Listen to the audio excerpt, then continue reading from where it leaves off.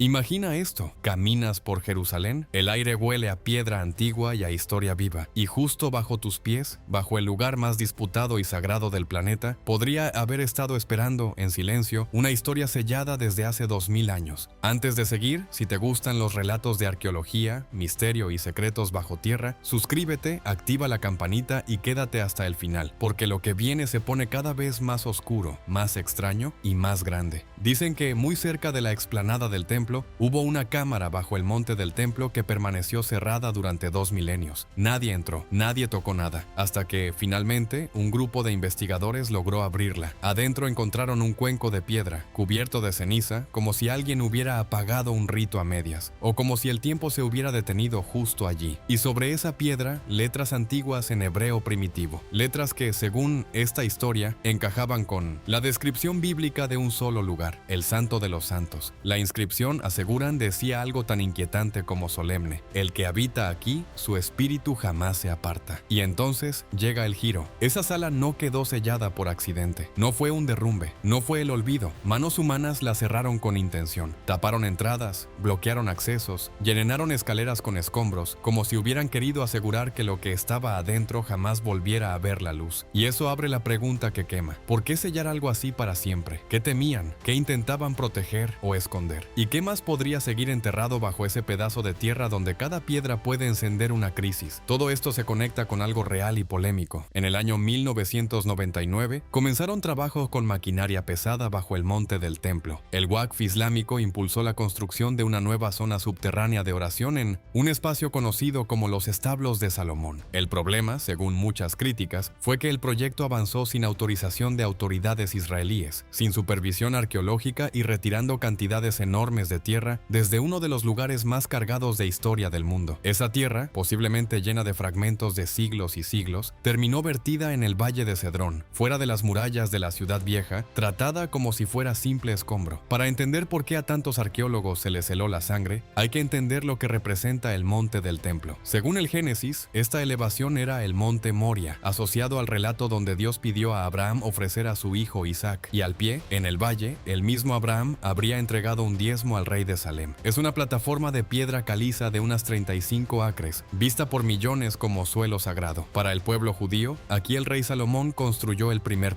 templo hace casi 3000 años, y en su interior estaba el Arca de la Alianza, guardada en un recinto al que solo el sumo sacerdote podía entrar una vez al año. Ese templo fue destruido por los babilonios en el año 586 antes de nuestra era. Luego se levantó un segundo templo, que terminó destruido por tropas romanas en el año 70 de nuestra era. Para el Islam es el noble santuario desde donde Mahoma ascendió al cielo, y para los cristianos es el lugar donde Jesús enfrentó a los cambistas. 3 religiones, una cima, 3 memorias, una sola piedra. A lo largo de los siglos, judíos, cristianos y musulmanes desarrollaron ideas sorprendentemente parecidas sobre la naturaleza de Dios, aun cuando muchas veces vivían separados por conflictos, guerras y profundas diferencias teológicas. Sin ponerse de acuerdo, se hacían preguntas similares. ¿Dónde habita lo divino? ¿Puede un lugar físico contener la presencia de Dios? ¿Es posible que la santidad se concentre en un espacio concreto? Esa sensibilidad convierte al monte del templo en un punto extremadamente frágil. Cualquier excavación, cualquier movimiento de tierra, incluso cualquier rumor, puede provocar disturbios, tensiones diplomáticas o algo mucho peor. Durante más de un siglo, la norma tácita fue evitar intervenir directamente bajo esa explanada. Era demasiado peligroso, demasiado delicado, hasta que las excavadoras cambiaron el equilibrio. Cuando arqueólogos israelíes vieron camiones transportando toneladas de tierra considerada irreemplazable hacia vertederos improvisados, muchos se sintieron que estaban viendo desaparecer capítulos enteros de la historia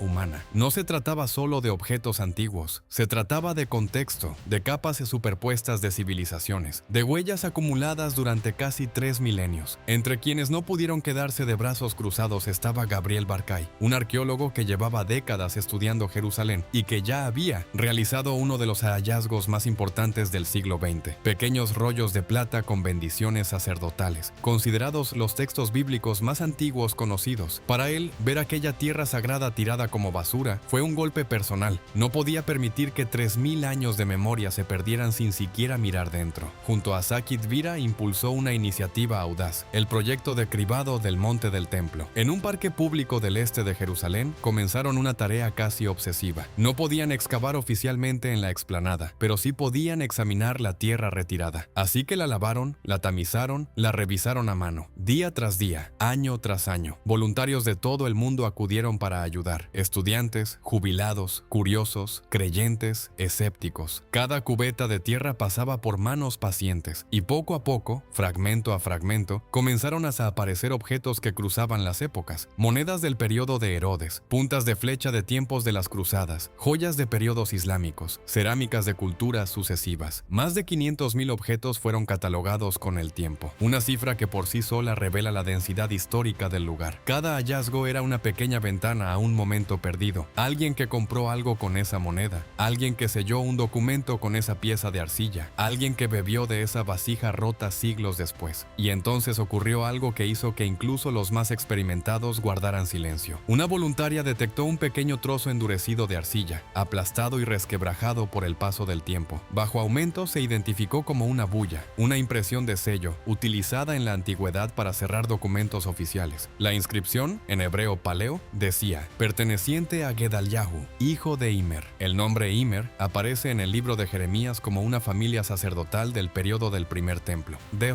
Pronto, aquella minúscula pieza de barro conectaba un texto antiguo con una persona real que probablemente caminó por ese mismo suelo hace casi 3000 años. Más bullas surgieron, nombres que resonaban con registros bíblicos, símbolos que recordaban menorás, entradas de templos, vestimentas sacerdotales. Pero lo más intrigante fue que los objetos asociados al periodo del primer templo no aparecían dispersos al azar. Se concentraban en sectores específicos de la tierra examinada. Eso sugirió algo provocador. Tal vez provenían de zonas concretas del monte, zonas relacionadas con espacios considerados especialmente sagrados. El proyecto de cribado no solo estaba rescatando artefactos, estaba dibujando un mapa indirecto, una especie de rastro que apuntaba hacia un origen preciso. La pregunta ahora era evidente. Si esos objetos estaban ahí, ¿qué había en su punto de partida? ¿Qué estructuras aún permanecían bajo capas de piedra, intocadas durante siglos? Si esta historia te está atrapando, asegúrate de apoyar el video y seguir el canal, porque lo que viene a continuación involucra tecnología moderna, mapas olvidados y una red subterránea que podría cambiarlo todo. En los años recientes, un nuevo equipo decidió combinar esos indicios con tecnología de última generación. Si no podían excavar directamente bajo la explanada, intentarían ver sin tocar. Su atención se centró en el borde sur del monte del templo, cerca de los túneles del muro occidental. Durante el periodo otomano y más tarde bajo el mandato británico, algunos topógrafos habían dibujado planos de cavidades extrañas bajo esa zona, cámaras, escaleras, huecos que no parecían formaciones naturales. Esos informes quedaron archivados, considerados incompletos o poco confiables. Pero ahora alguien decidió volver a mirarlos con ojos nuevos. Dado que la excavación directa seguía siendo prácticamente imposible por razones políticas y religiosas, el equipo utilizó radar de penetración terrestre, una tecnología capaz de detectar anomalías bajo la superficie. Es la misma clase de técnica que en el pasado permitió identificar espacios ocultos dentro de la Gran Pirámide de Giza. Los escaneos revelaron algo desconcertante. Bajo la roca madre aparecían líneas rectas, ángulos definidos, formas geométricas donde la naturaleza suele producir irregularidad. No parecían grietas aleatorias, parecían obra humana. Cuando superpusieron esos datos con los antiguos mapas británicos, las coincidencias eran sorprendentes. Pasillos que encajaban con los trazos dibujados un siglo antes, escaleras bloqueadas en los mismos puntos señalados en documentos amarillentos por el tiempo, vacíos subterráneos que parecían corresponder exactamente con anotaciones olvidadas. Era como si 100 años de avance tecnológico hubieran confirmado sospechas antiguas. Sin embargo, el giro más impactante llegó cuando, durante trabajos en una estructura herodiana en los túneles del muro occidental, se halló una escalera parcialmente enterrada en piedra caliza. Descendía hacia la oscuridad. No era un derrumbe evidente, parecía un acceso deliberadamente cubierto. En la parte inferior encontraron una antecámara olvidada. En las paredes superiores se distinguían grabados bizantinos, cruces, inscripciones del siglo IV o V, evidencia de que ese espacio había sido usado como sitio de oración cristiano temprano. Pero al examinar el suelo, notaron algo más antiguo debajo: bloques masivos, cuidadosamente tallados, ensamblados con una precisión que recordaba técnicas asociadas al periodo del primer templo. Y allí, una segunda escalera en peor estado, colapsada y rellenada con escombros. La diferencia era clara, no se trataba solo del paso del tiempo. Alguien había sellado ese acceso de forma intencional. No parecía un colapso natural, sino una clausura deliberada. Mientras continuaba continuaban explorando, comenzaron a identificar un sistema de cisternas, canales y conductos tallados directamente en la roca. Una red compleja, interconectada, diseñada con conocimiento hidráulico avanzado. No eran simples agujeros para almacenar agua. Estaban organizados para captar lluvia, controlar flujo, evitar estancamientos. Análisis de depósitos minerales en el revestimiento sugirieron una antigüedad que algunos interpretaron como correspondiente al periodo del primer templo, entre los siglos IX y VIII antes de nuestra era. Más allá de la datación, lo que asombraba era el diseño. Túneles estrechos que alimentaban depósitos mayores, conductos de desbordamiento que redistribuían el exceso, cálculo evidente de presión y variación estacional. En una región conocida por veranos secos, aquello era planificación sofisticada. Cuando compararon la disposición de ciertas cisternas con descripciones antiguas sobre preparativos de agua para rituales en tiempos de reyes israelitas, algunos investigadores vieron posibles paralelos. Un gran depósito parecía alinearse con áreas tradicionalmente asociadas al altar de sacrificios. En uno de esos espacios se hallaron capas espesas de ceniza y residuos orgánicos, lo que sugería uso repetido durante generaciones. Ritos de purificación, lavado de utensilios sagrados, libaciones. No era infraestructura improvisada, era un sistema al servicio de un culto estructurado, y los canales parecían conducir hacia aquellas cámaras selladas. El aire en esos pasajes era denso, cargado de siglos. La sensación de caminar por un lugar que llevaba 2000 años sin ser atravesado por nadie podía alterar incluso al más escéptico. El arqueólogo principal, según el relato, sentía el pulso en las sienes mientras se acercaban al final de uno de esos corredores. Allí, una entrada bloqueada por piedras cuidadosamente colocadas marcaba el umbral de algo mayor. Quitaron una a una las piedras finales. Nadie hablaba, solo respiraciones cortas en la oscuridad. La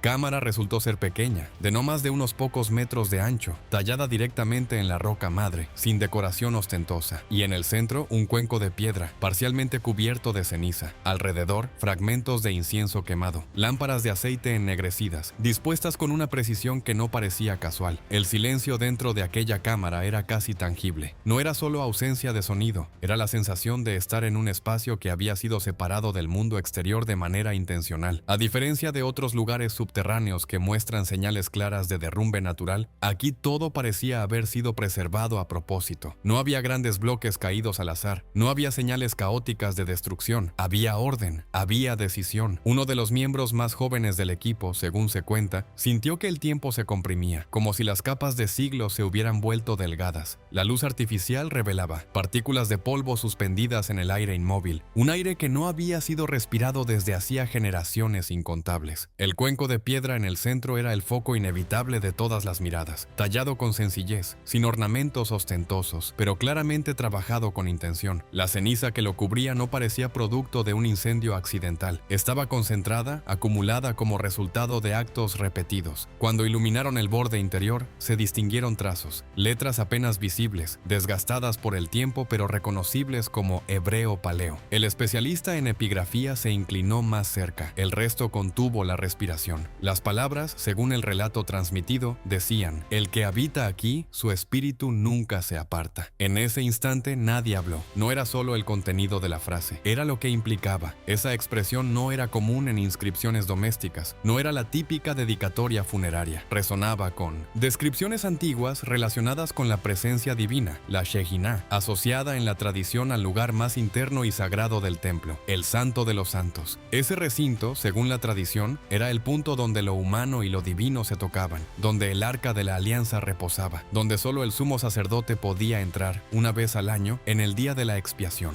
Un espacio inaccesible para el común de la gente, incluso para la mayoría de los sacerdotes. Hasta ahora, ningún objeto inequívocamente vinculado a ese espacio había sido recuperado con evidencia arqueológica directa. Todo se movía en el terreno de textos, reconstrucciones y debates académicos. La datación preliminar de las lámparas halladas en la cámara coincidía con ejemplos del periodo comprendido entre los siglos VIII y VII antes de nuestra era. El tipo de piedra del cuenco era consistente con materiales utilizados en construcciones monumentales antiguas en Jerusalén. Pero más allá de la cronología, lo que sacudía era el simbolismo. Si aquella cámara tenía alguna conexión real con el núcleo más sagrado del antiguo complejo, las implicaciones eran enormes, no solo para la arqueología, sino para la teología y la política contemporánea. El anuncio, sin embargo, fue cauteloso, fragmentado. No se proclamó de inmediato una identificación definitiva. Las autoridades historiadores entendían la sensibilidad del lugar. Cualquier afirmación que pareciera dar respaldo exclusivo a una narrativa religiosa podía desatar tensiones regionales e internacionales. Para algunos sectores cristianos, la noticia fue recibida como una confirmación poderosa de la historicidad de los relatos bíblicos. Para ciertos líderes judíos ortodoxos, la reacción fue más ambivalente. Incluso si el hallazgo confirmaba tradiciones antiguas, penetrar un espacio asociado a la presencia divina sin preparación ritual adecuada podía considerarse problemático. Las autoridades islámicas, por su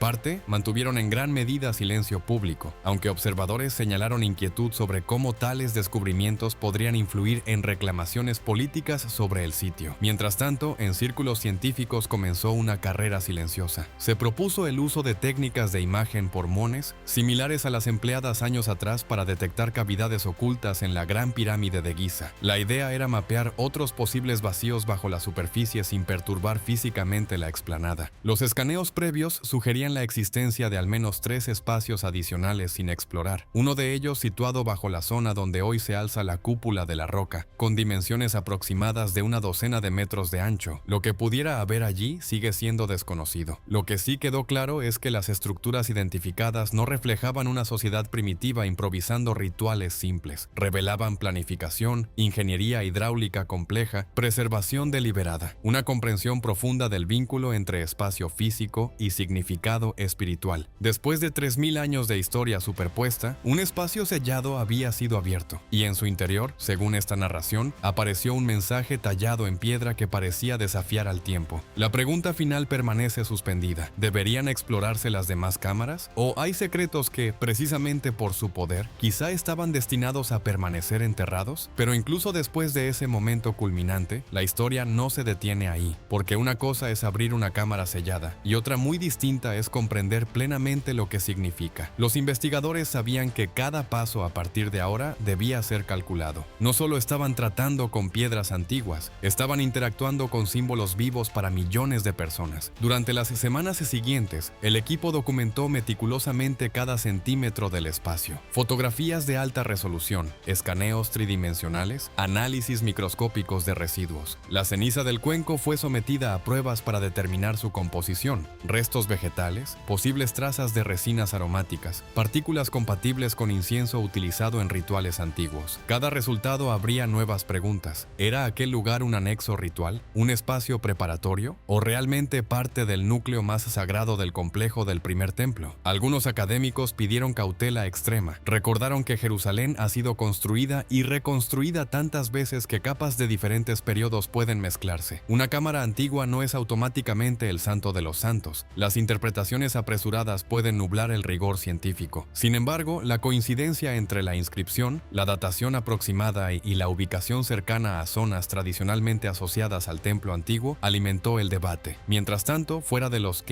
túneles, el mundo seguía observando. En redes sociales y foros especializados, la noticia generó discusiones apasionadas. Para unos, era la confirmación de relatos transmitidos durante generaciones. Para otros, era un ejemplo de cómo la arqueología puede ser utilizada o malinterpretada en contextos religiosos y políticos. Las autoridades encargadas del sitio reforzaron medidas de seguridad. El equilibrio delicado que regula el acceso y la administración del monte del templo siempre ha sido frágil. Cualquier percepción de que una parte obtiene ventaja simbólica puede alterar ese equilibrio. En paralelo, los científicos seguían analizando los datos del radar y considerando la posibilidad de aplicar imágenes por mones. Esta tecnología permite detectar variaciones en la densidad de la roca usando partículas cósmicas que atraviesan la materia, sin perforar, sin excavar. Una forma de ver lo invisible. Si los escaneos confirmaran la presencia de grandes cámaras, intactas bajo estructuras actuales, el dilema sería aún mayor. Conocer que algo está allí es diferente a decidir abrirlo. La cuestión no es solo técnica, es filosófica. ¿Tiene la humanidad derecho a acceder a todos los secretos del pasado? ¿O existen lugares cuyo valor reside precisamente en su misterio? Algunos historiadores señalaron que el acto mismo de sellar una cámara puede haber tenido intención protectora, no necesariamente de ocultamiento culpable, sino de preservación sagrada. Tal vez quienes la cerraron creyeron que estaban resguardando algo demasiado importante para tiempos convulsos, porque Jerusalén ha conocido conquistas, incendios, exilios, retornos. Imperios han levantado banderas sobre sus murallas y luego han desaparecido. Y sin embargo, bajo esas capas de conflicto, la piedra permanece. Si la inscripción es auténtica y pertenece refiriéndose al periodo antiguo que se le atribuye, entonces alguien hace casi 3000 años quiso dejar constancia de una creencia profunda, que la presencia divina no abandona el lugar que ha elegido. Esa idea, independientemente de la posición teológica de cada uno, explica por qué el monte del templo sigue siendo un epicentro espiritual. No es solo geografía, es memoria concentrada. Y ahora, con tecnología moderna y una curiosidad renovada, la humanidad se encuentra frente a una decisión similar a la que enfrentaron quienes sellaron aquella escalera hace 2000 años: abrir o cerrar. Cada cámara potencial es una promesa de conocimiento y una posible fuente de tensión. Así que volvemos al inicio, a la imagen de una pequeña sala tallada en roca, un cuenco cubierto de ceniza y unas palabras grabadas que atravesaron siglos de silencio. La historia aún no ha terminado. Puede que futuras investigaciones confirmen, refinen o incluso descarten las interpretaciones actuales. Eso es parte del proceso científico, pero lo innegable es esto: bajo el suelo más disputado del planeta, todavía hay preguntas sin responder. Y tal vez, en última instancia, el verdadero hallazgo no sea solo una cámara o una inscripción, sino el recordatorio de cuánto poder tiene el pasado sobre nuestro presente. Si has llegado hasta aquí, gracias por acompañarme en este viaje. Ahora te pregunto directamente, si dependiera de ti, ¿autorizarías la exploración completa de las cámaras restantes sabiendo el impacto que podría tener? ¿O preferirías que algunas puertas permanezcan cerradas para siempre?